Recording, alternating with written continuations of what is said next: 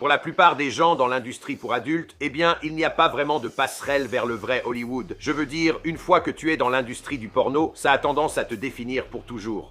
Mais avant HBO, avant la célébrité et avant de devenir une actrice grand public, eh bien, Chloé Cherry menait une vie complètement différente dans l'un des coins les plus controversés du divertissement. Son histoire, de sa fuite de ce monde à son arrivée à Hollywood, est bien plus étrange que vous ne l'imaginez.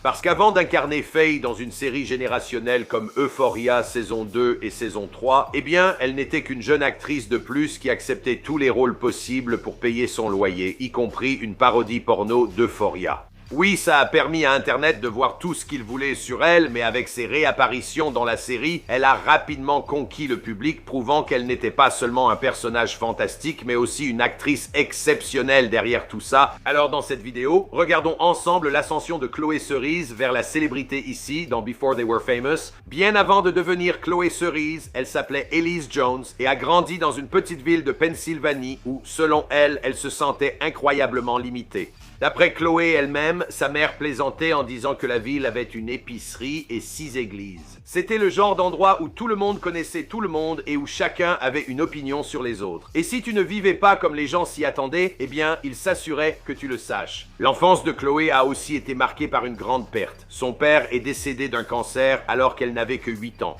Elle est souvent revenue sur ce sujet en évoquant la direction prise par sa vie. Elle a déclaré « J'ai toujours pensé que si mon père avait vécu, j'aurais été normal. Je serais allée à l'université et aurais eu un travail ordinaire. Je ne ferais rien de tout cela si mon père était là. Je ne serais pas Chloé Cerise sans lui. » À l'école, Chloé n'était pas vraiment du genre à être major de promo. Elle l'admet elle-même, elle avait de mauvaises notes et avait du mal à s'intéresser à la plupart des matières. Dès qu'il s'agissait de créativité, elle saisissait l'occasion. Elle a travaillé sur l'annuaire, lu les annonces du matin et brièvement géré le groupe local. Elle passait beaucoup plus de temps à penser au divertissement, à la mode et à la culture des célébrités qu'à s'inquiéter de ses devoirs. Ayant grandi dans un milieu religieux, cela a eu l'effet contraire à ce qu'on pourrait attendre. Au lieu d'adopter le mode de vie ambiant, Chloé s'est passionnée pour tout ce qui se trouvait en dehors de cet univers. Elle a parlé ouvertement de la curiosité qu'elle a développée pour le sexe, les relations, les médias et le monde, car tout cela semblait interdit là où elle vivait.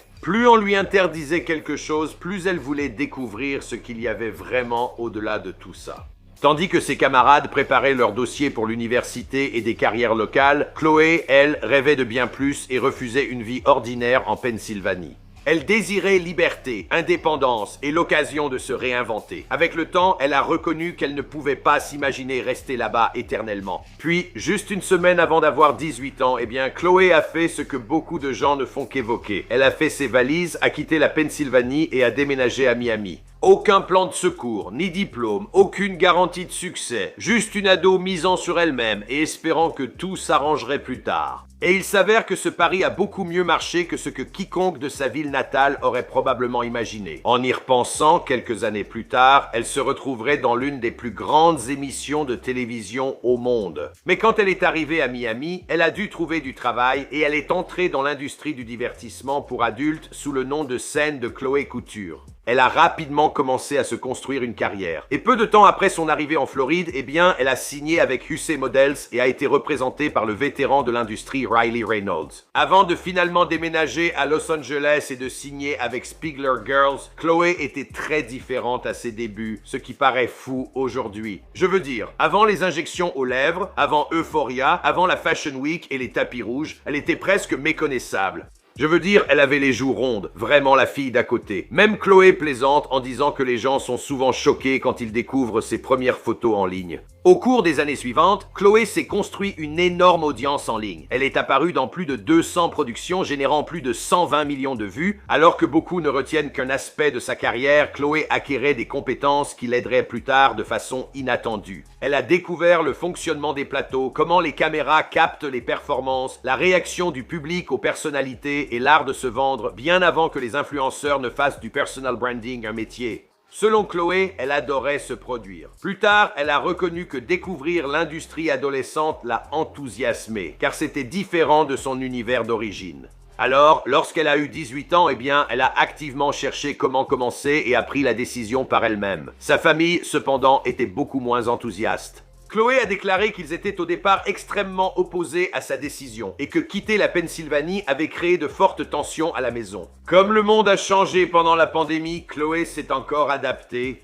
Comme de nombreux créateurs, elle a transféré une grande part de son activité sur OF afin de contrôler son contenu et d'interagir directement avec son public. À ce moment-là, elle était déjà une personnalité en ligne reconnue, suivie par des fans fidèles appréciant son travail et ses publications sur les réseaux sociaux. Elle a de l'humour, des opinions et crée ses propres œuvres d'art. C'est une fille unique, vraiment. Personne ne savait alors que la plus grande opportunité de Chloé ne viendrait pas du tout de l'industrie pour adultes. Elle allait venir d'une émission de télévision dont elle était déjà une grande fan. Maintenant, le chapitre le plus étrange de l'histoire de Chloé Cerise commence avec un fait qui semble totalement inventé. Avant d'apparaître dans Euphoria sur HBO, Chloé est en fait apparue dans une version parodique de la série où elle jouait le personnage de Jules. Quelqu'un d'autre jouait Rue et ils ont couché ensemble. Plus tard, quand elle a rejoint le casting, des rumeurs ont circulé sur Internet que la parodie l'avait aidé à obtenir le rôle. Selon Chloé, ce n'est pas ce qui s'est passé. Elle a souvent démenti cette théorie. La parodie a été tournée après qu'elle ait été choisie pour le rôle. Projet annexe réalisé avec son amie Jenna Fox pendant le retard de production d'Euphoria dû à la pandémie. Malgré cela, Internet continue de le considérer comme l'une des coïncidences les plus étranges d'Hollywood. L'histoire réelle est sans doute encore plus folle. Chloé n'a pas été repérée par un agent, un directeur de casting ou un grand rôle d'actrice, mais grâce à Instagram. Sam Levinson est tombé sur une de ses stories où elle observait des gens dans un centre commercial. Pas de jeu d'acteur, ni de script ou de bande d'audition, juste Chloé elle-même. Plus tard, Levinson lui aurait dit qu'il était fasciné par l'expressivité de ses yeux à la caméra. Il pensait qu'elle avait un regard et une personnalité unique, des choses qui ne s'apprennent pas. Pour quelqu'un qui avait passé des années à utiliser Instagram comme un journal intime et un exutoire créatif, il s'est avéré que c'est précisément ce qui l'a distingué en ligne qui a fini par attirer l'attention d'Hollywood. Fait intéressant, Chloé saisissait déjà le jeu d'acteur mieux que bien des acteurs débutants. Elle disait que son ancien travail ressemblait à une école de cinéma étrange, non pour le contenu, mais parce qu'elle y avait appris le fonctionnement des caméras, l'improvisation, l'aisance sur un plateau et la création de personnages crédibles. Pour Chloé, cette expérience est devenue précieuse dès qu'elle a joué professionnellement. Lorsqu'elle a auditionné, elle n'était pas une inconnue trouvée sur Instagram. Elle avait des années d'expérience devant la caméra, une grande communauté en ligne et assez de confiance pour entrer parmi des acteurs professionnels sans être intimidée. Elle n'avait pourtant aucune raison de croire qu'elle aurait le rôle. Au début, Chloé pensait que rien n'en sortirait, mais elle allait bientôt passer de spectatrice d'Euphoria à l'un de ses personnages les plus marquants. Lorsque Chloé Cherry a rejoint Euphoria pour la première fois, Faye était censé être un personnage secondaire avec seulement quelques scènes. Après sa sélection, le créateur Sam Levinson a développé le rôle, offrant plus d'opportunités d'approfondir le personnage. Chloé a expliqué que Levinson l'encourageait à improviser, lui laissant proposer des répliques et idées spontanées qui paraissaient authentiques pour Faye. Certains des moments les plus drôles venaient de Chloé restant elle-même, en s'inspirant aussi des personnes avec qui elle a grandi en Pennsylvanie. Sous l'humour et le chaos, Chloé voyait Faye comme quelqu'un cherchant une vie meilleure malgré de mauvaises influences. Dès la diffusion de la deuxième saison, le public s'est attaché au personnage. Les réseaux sociaux sont remplis de mèmes, de montages de fans et de vidéos de réaction, faisant de Faye l'une des révélations inattendues de la série. Dès la troisième saison, son rôle avait considérablement grandi. Ce qui avait commencé comme un petit personnage secondaire est devenu l'une des histoires les plus mémorables de la série, ce qui soulève une grande question. Si Euphoria a un spin-off,